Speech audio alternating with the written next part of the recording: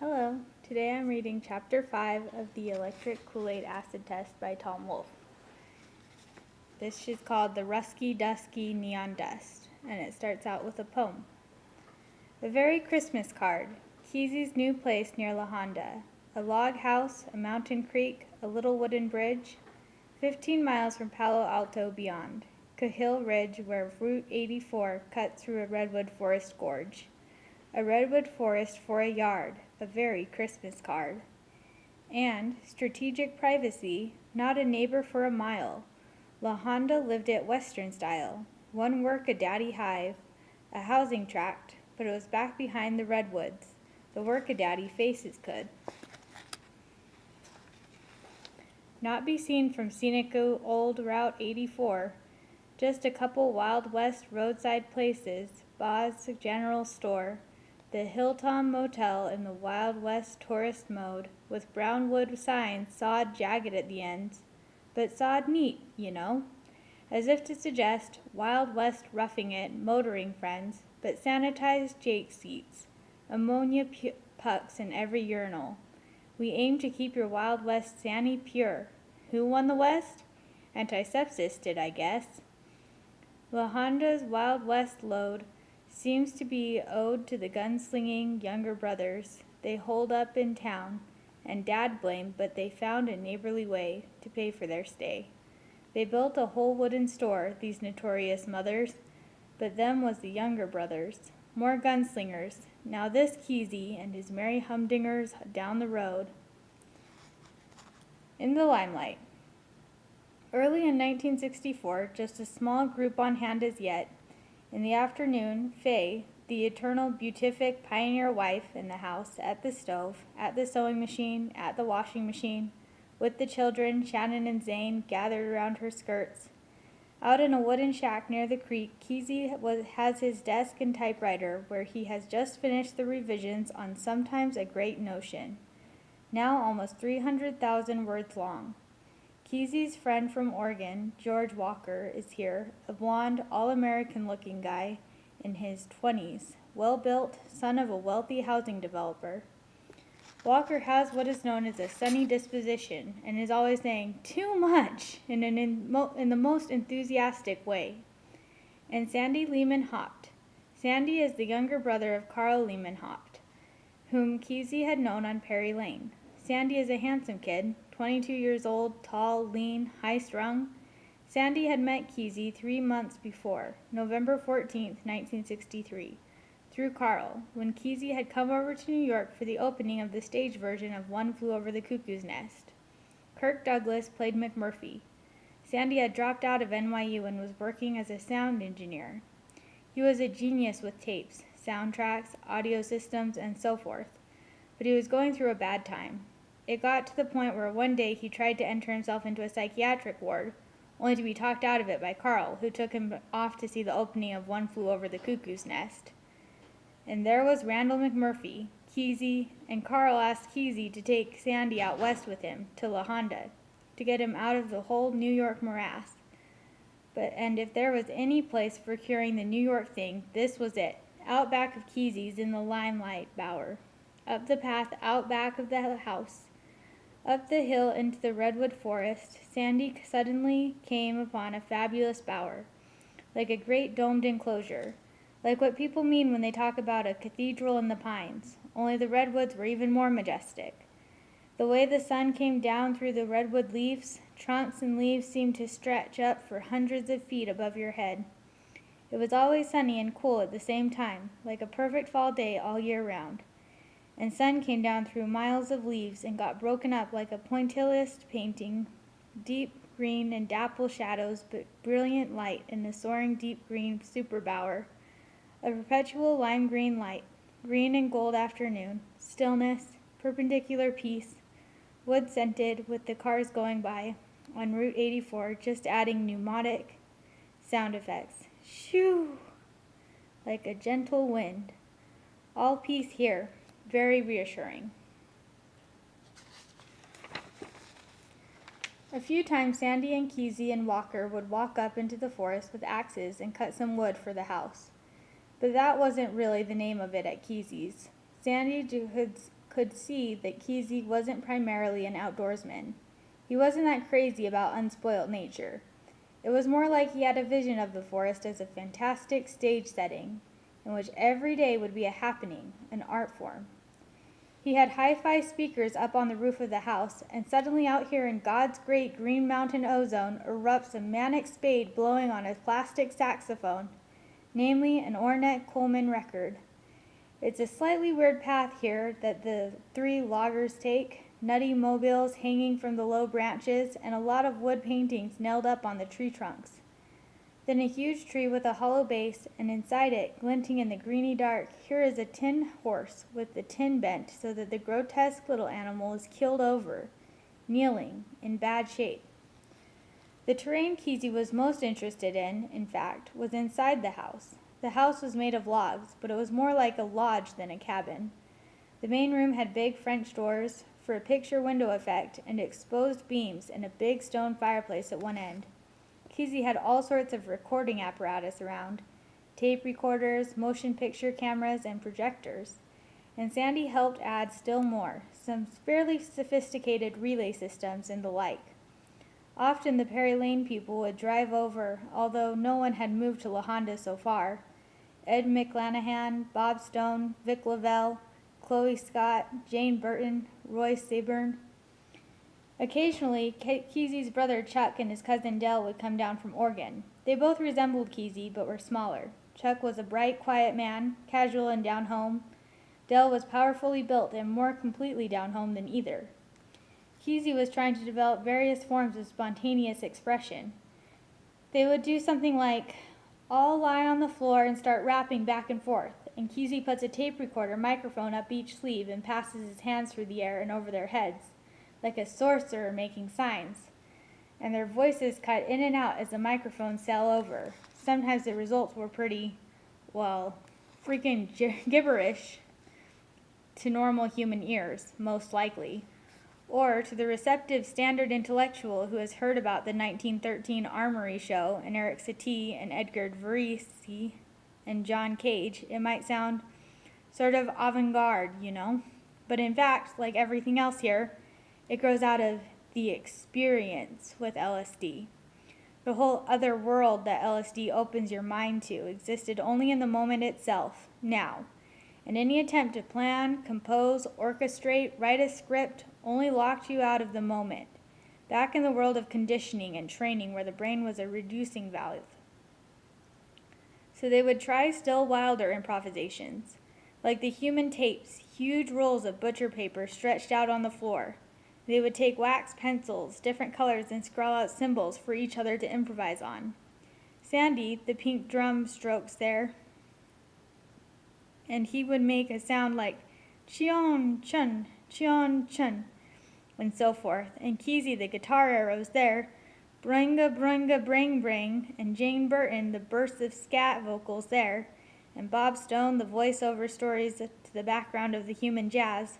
All of it recorded on the tape recorder, then all soaring on, acid, peyote, morning glory seeds, which were very hell to choke down, billions of bilious seeds mulching out into sodden dandelions in your belly, bloated, but soaring, or IT-290, or dexedrine, benzedrine, methadrine, speed, or speed and grass. Sometimes you could take a combination of speed and grass and prop that.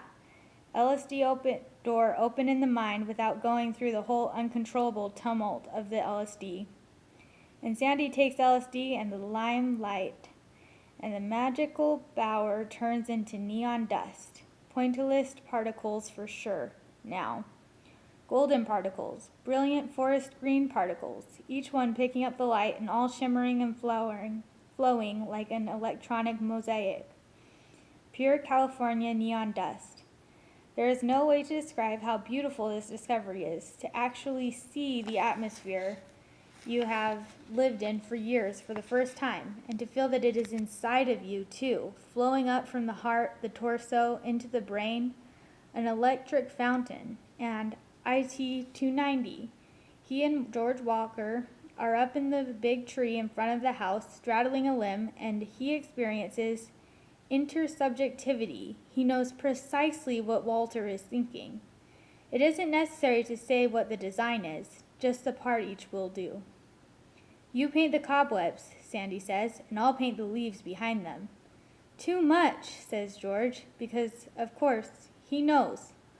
All of us sliding in and out of those combinations of mutual consciousness, intersubjectivity, going out to the back house near the creek with tape recorders and starting to rap, a form of free association conversation, like a jazz conversation, or even a monologue, with everyone, or whoever, catching hold of words, symbols, ideas, sounds, and winging them back and forth and beyond the walls of conventional logic. One of us finds a bunch of wooden chessmen. They are carved figures, some kind of ancient men, every piece an old carved man, only somebody left them outside and they got wet, and now they're warped, which sprung them open into their real selves. This one's genitals are hanging out despite he has robes on and carries a spear. Have you seen my daughter? Claims I embarrass her. Claims the whole world knows I have cunt on the brain. At my age. Yes, sir, we have the report. Your Dottie's a horny little bitch. But I am the king, and I have no choice but to cut your balls off. King, I'll throw you for them. Your balls. Right, with those gold hubcaps you lug about there? Right. In fact, incredible. Each one of us has a chess figure in his hand and becomes that character, and they are rapping off the personalities they see in these figures, and they start thinking the same things at once. I, too, saw these funny little curves under this figure's hand here, no larger than the head of a tiny tack, as golden hubcaps. I was about to say it. It is the strangest feeling of my life, intersubjectivity, as if our consciousnesses have opened up and flowed together, and now one has only to look at a flicker of the other's mouth or eye, or at the chessman he is holding in his hand, wobbling. You wouldn't believe a girl with electric eel tits, would you, King? The ones that ionized King Arthur's sword under swamp water? The very ones, dug with 1,000 tiny suction cups. A horny, duggy little girl, I'm afraid, 120 household volts of jailbait if I ever saw one. And how, in the wildest operations of chance, could a term like 120 household volts of jailbait arise in all our minds at once? But the swamps, too. It is no longer all Garden of Eden and glorious discovery for the old Perry Lane crowd. In fact, there's little grumbling here in the Magic Dell. Kesey is starting to organize our trips. He hands out the drugs personally, one for you, and just when you're starting to lie back and groove on your thing, he comes in, hup, hup, everybody up, and organizes a tramp through the woods. After it's all over, some of them ask Kesey for some acid and IT-290 to take back to Palo Alto. No, says Kesey, and he cocks his head as if he wants to say this thing just right, because it's a delicate matter. I think you should come here and take it. Later, on the way back, someone says, we used to be equals, now it's Kesey's trip. We go to his place, we take his acid, we do what he wants. But what does he want? Gradually, vaguely, it dawns that Kesey's fantasy has moved on again, beyond even theirs, old Perry Lane. In any case, nobody has the stomach for Kesey's master plan, that they should all move out onto his place in tents, and so forth, transplanting the Perry Lane thing to La Honda. They began to eye Kesey's place as a kind of hill country Versailles.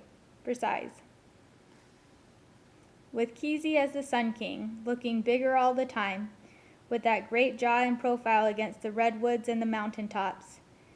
It never develops into an open breach, however, or even disenchantment.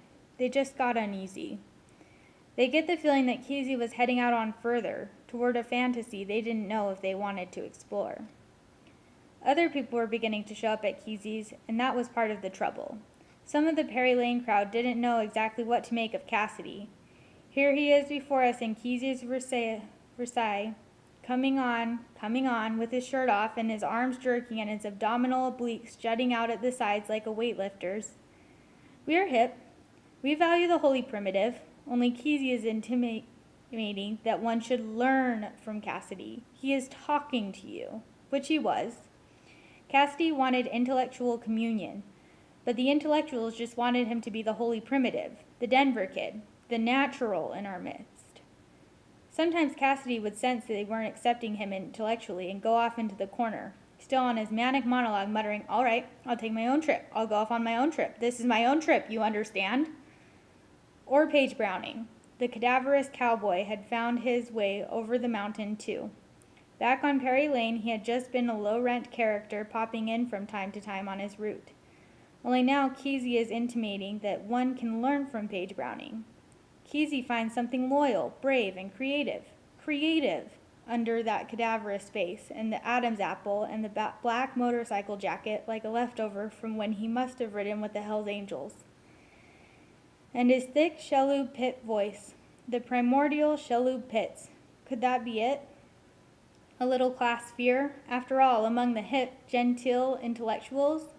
A little a whore, as Arthur Koestler called it, the ancient whore from boyhood. The genteel suburban kid rides his bicycle over to the gas station, and there in the grease pit area where they lubricate the cars, the hard rocks are hunkered down telling jokes about pussy, with an occasional clinical reference to bowel movements and crepitation. And oh Christ, don't you remember their forearms with the basilic veins wrapped around them like surgical tubes, gorged with the unattainable lower-class hard rock power that any moment is going to look up and spot us. Genteel little pudding kids. But Kesey loved this low-rent stuff. He was ready to swing with it. In time, he would even be swinging with the beasts from the veritable Ahor fathoms of the Shelloup Pits, the Hells Angels themselves.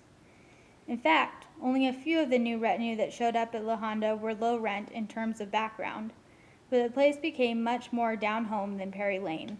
One of Kesey's old friends, Kenneth Babbs, showed up just back from Vietnam, where he had been a captain in the Marines, flying helicopters. Babbs had graduated magna cum laude from Miami University, majoring in English. He had also been a great athlete. He entered the creative writing program at Stanford, where Kesey met him. Babbs was tall, powerful, a very rebellion creature. Back from the wars, he came on like a great hardy grizzly bear, roaring a cosmic laugh. Sometimes he would wear a flight suit for days at a time, no matter where he was. "Come fly with me." And Babbs was capable of some wild flights. He gave the Kesey colony much of its new style. Yes, he introduced the idea of the pranks, great public put-ons they could perform. And Mike Hagen arrived. Hagen was a fellow Kesey had known in Oregon, good-looking, soft-spoken, well-mannered, from a good family, fairly rich, the kind of kid daddies smile over as he takes their pretty teenage girl out on her first date. "Yep, I've raised her pretty damn well, if I do say so myself. No riffraff for my girl, just nice Christian boys who say yes sir, yes ma'am, and comb their hair down with water on the comb." About 10 minutes after Hagen pulled into Kesey's, he had his screw shack built out back of the cabin, a lean-to banged together with old boards and decorated inside with carpet remnants, a mattress with an India print coverlet, candles, sparkling little bijou, a hi-fi speaker for the delight and comfort of Hagen's girls. Oh Christ, Hagen's girls, and the trouble they caused. Stark naked, anonymous, but they come later. Hagen was a benign but inspired con man in a sweet way.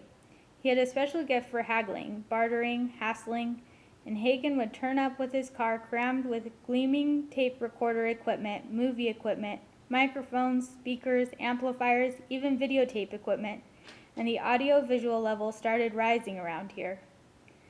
Then one day, for example, one of Kesey's old Perry Lane friends, Gurney Norman, a writer, drove up for the weekend from Fort Ord, the Army camp, and brought along one of his Army friends, a 24-year-old first lieutenant in the infantry named Ron Beaver. Beaver put everybody off at first because he looked totally Army. He was fat and sloppy looking and had a particularly gross looking Army crew cut and was totally unsophisticated. Beaver, however, liked them, and he kept coming on weekends and bringing a lot of food, which he enjoyed sharing with everybody. And he smiled and laughed a lot, and people couldn't help but get to like him. By and by, he was out of the Army, and he came around all the time. He even started getting leaner and harder, and his hair grew out until it was like Prince Valiant in the comic strip. And he was a pretty handsome guy, and very much into the pudding. By and by, he became known as the Hassler, and his real name vanished almost. And by, of course, the citizens of La Honda and others would start wondering, what are the ninnies doing? How to tell it? There was no way to tell them about the experience. You couldn't put it into words. The citizens always had the same fantasy, known as the pathology fantasy. These ninnies are pathological. Sometimes it was psychological. What do these kids come from, broken homes or what? Sometimes it was social. Are these kids alienated? Is our society getting rotten at the core or what? The citizens couldn't know about the LSD experience because that door had never opened for them. To be on the threshold of Christ, how to tell them about the life here? The youth had always had only 3 options: go to school, get a job, or live at home. And how boring each was, compared to the experience of the infinite, and a life in which the subject is not scholastic or bureaucratic, but me and us, the attuned ones, amid the non-musical, shiny black shoe multitudes. I, with my eyes on the almost invisible hole up there in the redwood sky. One night, Bob Stone was sitting at home in Menlo Park. He was still in the creative writing program at Stanford, and the phone rang, and it was Babbs calling from Kesey's in La Honda. "Come on over," he said. "We're getting to get something going." "Well, no," Stone said. He didn't feel much up to it. He was kind of tired, and it would take an hour to drive over the mountain, and an hour to drive back. And maybe some other time. "Come on, Bob," says Babbs. "It won't take you an hour. You can get here in 30 minutes. Babbs is in very high spirits, and in the background Stone can hear music and voices, and they are, indeed, getting something going. "I know how long it takes," says Stone, "and it takes 45 minutes or an hour, more like an hour at night." "Listen," says Babbs, who is laughing and practically shouting into the phone. "The intrepid traveler can make it in 30 minutes. The intrepid traveler can make it with the speed of light." In the background, Babbs can hear a couple of voices rapping off that. "The intrepid traveler, the intrepid traveler." "The intrepid traveler," Babbs is shouting. "The intrepid traveler just gets up and walks out, and he's here." And so on until Stone's resistance wears down and he gets in his car and heads over. He arrives after an hour, yes.